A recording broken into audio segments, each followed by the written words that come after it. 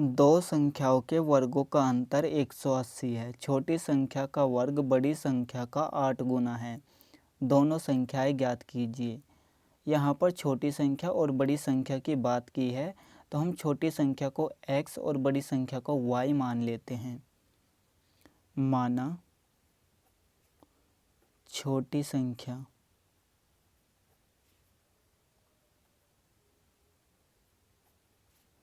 बराबर x तथा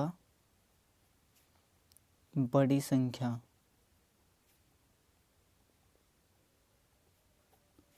बराबर y।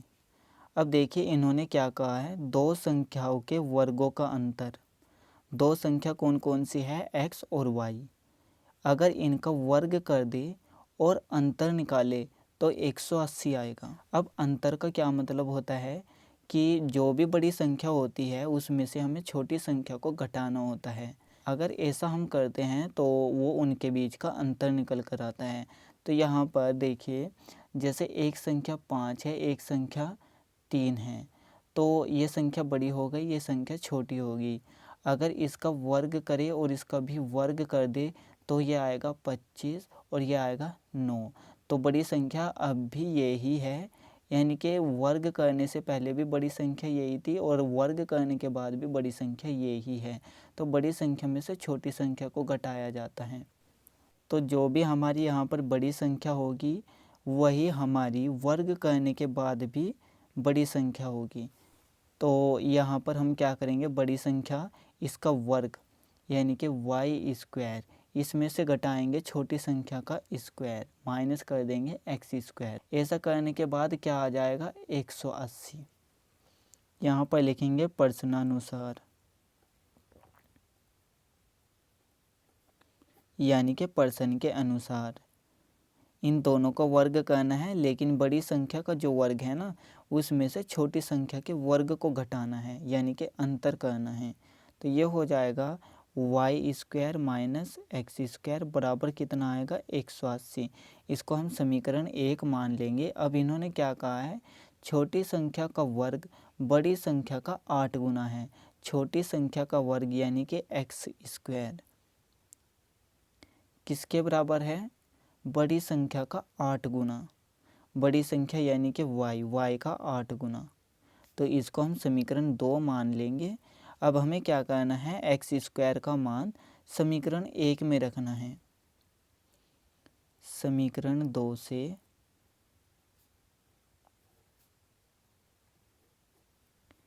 x² का मान समीकरण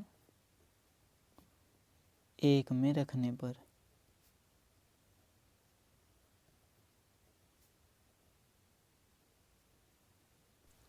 y² झुका तो रहेगा, माइनस x² के स्थान पर आ जाएगा 8y, बराबर में 180 चल रहा है। अब यहाँ पर देखिए ये एक द्विघात समीकरण है, तो हम क्या करेंगे, सभी संख्याओं को एक तरफ लेकर आ जाएंगे। तो ये हो जाएगा y² माइनस 8y। 180 को इस तरफ लेकर आएंगे तो ये माइनस में जाएगा, बराबर में क्या बचेगा, 0। अब यहाँ पर देखिए द्विघात समीकरण को हमें किस तरह से हल करना होता है। सबसे पहले उसको हमें व्यापक रूप में लिखना होता है, यानी कि जो चर राशि होती है उसकी घात को घटते हुए क्रम में लिखना होता है।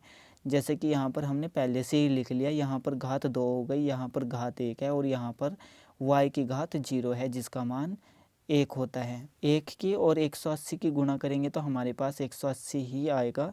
अब हमें क्या करना है, जो सबसे शुरू में लिखा हुआ है और जो सबसे लास्ट में लिखा हुआ है उनकी आपस में गुणा करनी है, लेकिन संख्याओं की गुणा करनी है। तो यहाँ पर 1 है और यहाँ पर 180 है। 2 से भाग कर देंगे, 2 9 18, ये हो जाएगा 0। 2 से भाग करेंगे, 2 चौक 8, यहाँ से 1 बचेगा, ये हो जाएगा 10। 2 पंजे 10। अब 3 से भाग करेंगे, 3 एकम 3, यहाँ से 1 बचेगा तो ये 15 हो जाएगा। 3 पंजे 15। अब 3 से भाग करेंगे, 3 पंजे 15। 5 जो है 5 से भाग होगा। अब हमें इन संख्याओं को, इन गुणनखंडों को कुछ इस तरह से यूज करना है कि यहाँ पर जोड़ने के बाद, ये घटाने के बाद हमारे पास जो है 8 आ जाए। देखिए 2 तिया 6, 36 18। अब अगर इन दोनों की गुणा करें तो ये हो जाएगा 10। अगर हम 18 में से 10 को घटाएं तो हमारे पास जो है 8 आ जाएगा। अब हमें 8 के स्थान पर 18 माइनस 10 को रखना है और यहाँ पर जो भी कुछ लिखा हुआ है उसको जुकतु रखना है। तो ये हो जाएगा वाई स्क्वायर माइनस, यहाँ पर रखेंगे 18 माइनस 10 गुणा में वाई माइनस 180 बराबर में 0 चल रहा है। अब हम क्या करेंगे, माइनस वाई की गुणा अंदर कर देंगे, वाई स्क्वायर, ये हो जाएगा minus 18 Y, minus minus plus हो जाएगा तो 10 वाई माइनस 180 बराबर 0। अब यहाँ पर देखिए इन दोनों में क्या आपको एक जैसा दिख रहा है, जो भी एक जैसा होगा वो हो जाएगा कॉमन। तो यहाँ पर y है और यहाँ पर भी y है तो y कॉमन हो जाएगा। यहाँ से क्या बचा, y माइनस यहाँ से 18 बचा, प्लस यहाँ पर देखिए 10 यहाँ पर भी है और 10 180 के गुणनखंड में भी है तो 10 कॉमन हो जाएगा। यहाँ से y बचा और यहाँ से माइनस के 18 बराबर 0। अब यहाँ से देखिए इस संख्या में और इस संख्या में क्या चीज़ कॉमन है, क्या चीज़ एक जैसा है, y माइनस 18 यहाँ पर भी है और यहाँ पर भी है तो y माइनस 18 कॉमन हो जाएगा, y माइनस 18 इसको ब्रैकेट में लिखेंगे और ब्रैकेट में लिखना है जो बच गया है, यहाँ से y बचा और यहाँ से प्लस का 10 यानी कि y प्लस 10 बराबर में 0। अब हमें क्या करना है, एक बार इसको 0 के बराबर रखना है और एक बार इसको 0 के बराबर रखना है। तो ये हो जाएगा y माइनस 18 बराबर 0 और दूसरा हो जाएगा y प्लस 10 बराबर 0। यहाँ से भी y का मान निकालना है और यहाँ से भी y का मान निकालना है। 18 को दूसरी तरफ लेकर जाएंगे तो ये प्लस में आएगा क्योंकि इस तरफ माइनस में है तो यहाँ से y का मान आ जाएगा 18। अब यहाँ से 10 को दूसरी तरफ लेकर जाएंगे तो ये माइनस में आएगा तो यहाँ से y का मान क्या आया, माइनस का 10। अब हमें y का मान एक बार 18 और एक बार माइनस 10 को क्या तो समीकरण 1 में रखना है या फिर समीकरण 2 में रखना है। तो उससे हमारा जो है x का मान निकल कर आ जाएगा क्योंकि हमें दोनों संख्याओं की ज़रूरत है जो कि हमारे पास y का मान आ चुका है, क्या तो 18 होगा या फिर माइनस का 10 होगा। तो हम क्या करेंगे, y का मान समीकरण 2 में रख देंगे क्योंकि यहाँ पर हमें कैलकुलेशन थोड़ी सी कम करनी पड़ेगी। y बराबर 18 समीकरण 2 में रखने पर, समीकरण 2 में रखने पर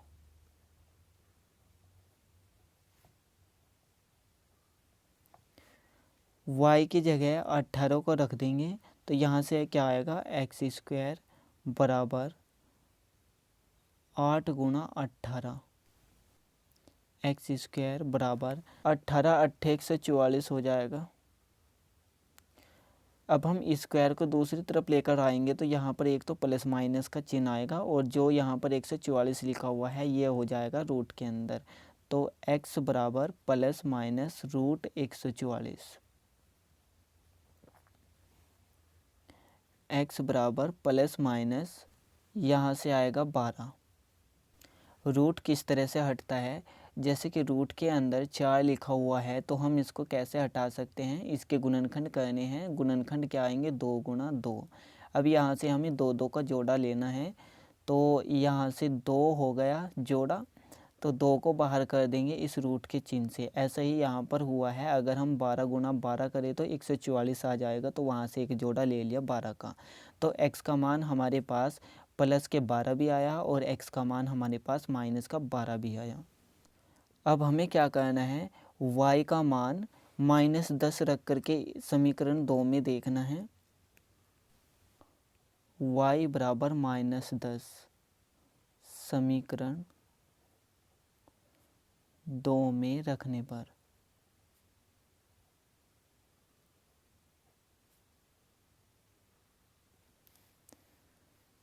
y की जगह माइनस 10 को रखेंगे तो ये हो जाएगा एक्स स्क्वायर बराबर 8 गुणा माइनस 10,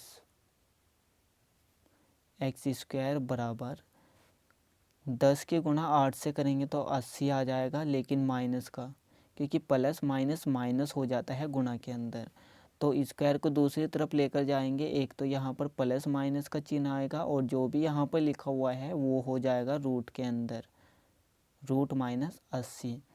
अब जो भी संख्या रूट के अंदर माइनस में लिखी हुई होती है तो उसको हम कहते हैं अधिकल्पित, अधिकल्पित। अगर इस तरह से कोई भी मान आ जाता है तो हम उसको मान्य नहीं रखते। मान्य होगा जो रूट के अंदर तो आ जाए लेकिन रूट के अंदर माइनस में नहीं आना चाहिए, उसको हम मान्य मानेंगे। लेकिन अगर रूट के अंदर माइनस का चिन्ह आ जाए तो हम उसको मान्य नहीं करेंगे, तो हम इसको छोड़ देंगे। इसलिए y का मान 18 होगा और x का मान प्लस माइनस 12 होगा, यानी कि प्लस के 12 भी होगा और माइनस के 12 भी होगा। तो हम यहाँ पर लिखेंगे अतः छोटी संख्या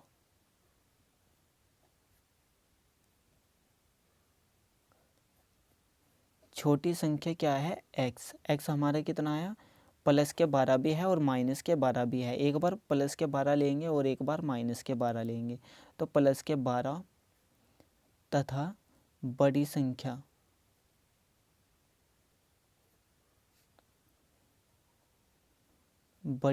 क्या है 18। या क्या तो संख्या इस तरह से हो सकती है, या छोटी संख्या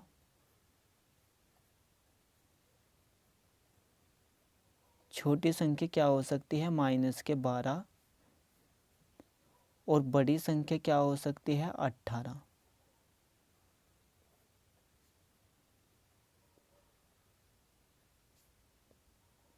18 है।